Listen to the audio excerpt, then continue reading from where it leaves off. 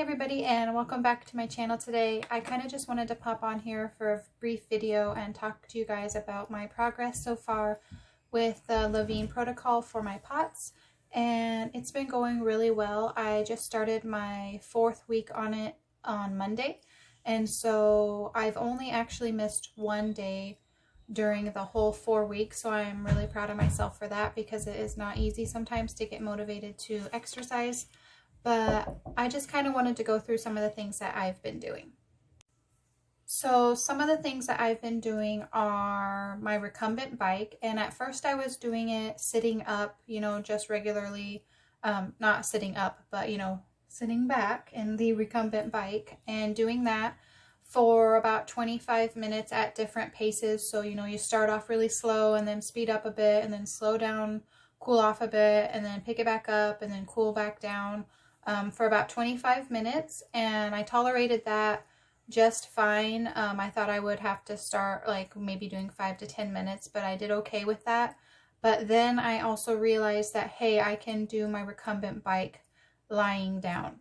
So I've been doing it that way, where I just put my exercise mat on the floor in front of it and I lay down and just pedal away while I'm lying down, and that has been a huge game changer for me because when you're sitting up and you have POTS, you tend to get a little bit more brain fog, you get fatigued faster, your heart rate beats faster, and it makes it harder to put in the work and keep exercising. So I found that if I lay down on my exercise mat and I do the recumbent bike that way, it has been amazing. Like last night I did it, I don't even know for how long, probably like 40 minutes, and I wasn't even tired.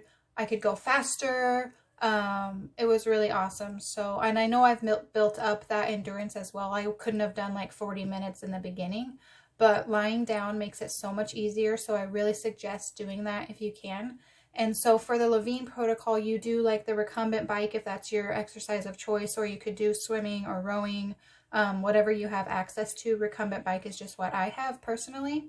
And so you do that for say Monday, and then Tuesday you do strength training exercises. And so for my strength training, I just do all sorts of leg lifts at different angles and various amounts, usually about 15 per leg. And then I do crunches, I do bridges, just anything where I'm laying on the mat that I can build strength in my core and in my legs especially.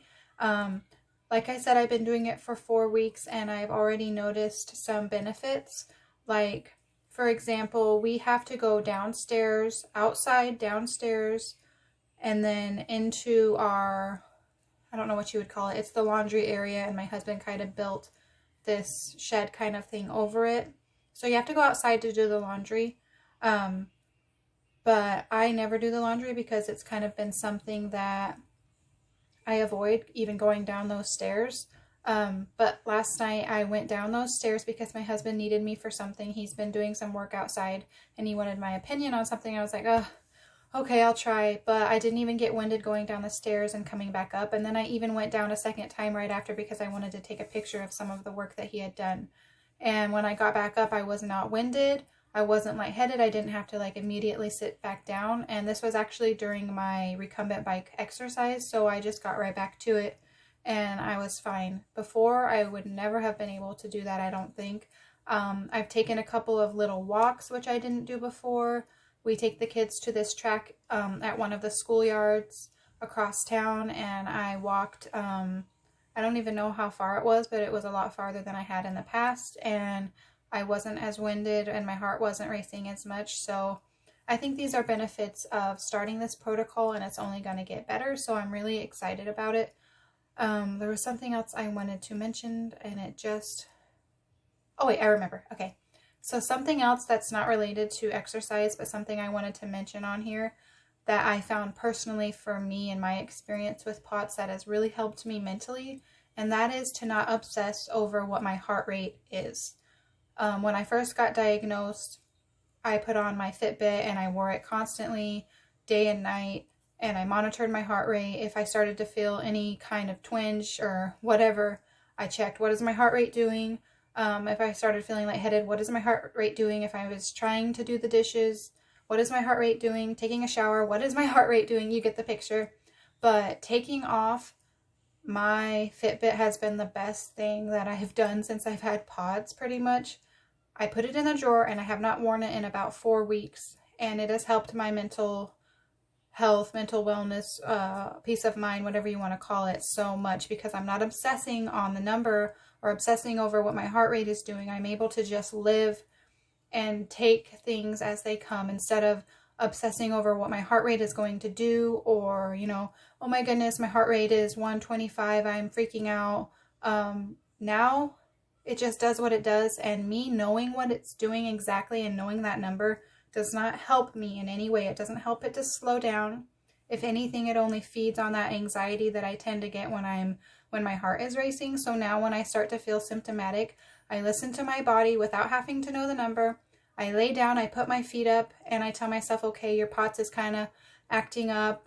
That's okay. It's to be expected. And I lie down and I wait for it to pass. And it always passes. That's the thing. It always passes. And I've just come to find that for me, I do not need to know what my heart rate is all the time. So just wanted to share that with you guys and share a little bit of my journey with the Levine Protocol. I highly recommend it if it's something that your doctor feels is right for you. Let me know in the comments down below if you have tried this Levine Protocol in the past, or if you're looking to try it and you have questions. I'd be more than happy to talk to you about it. And I hope you guys are staying safe and well in this crazy world, and I will see you in the next video. Bye-bye.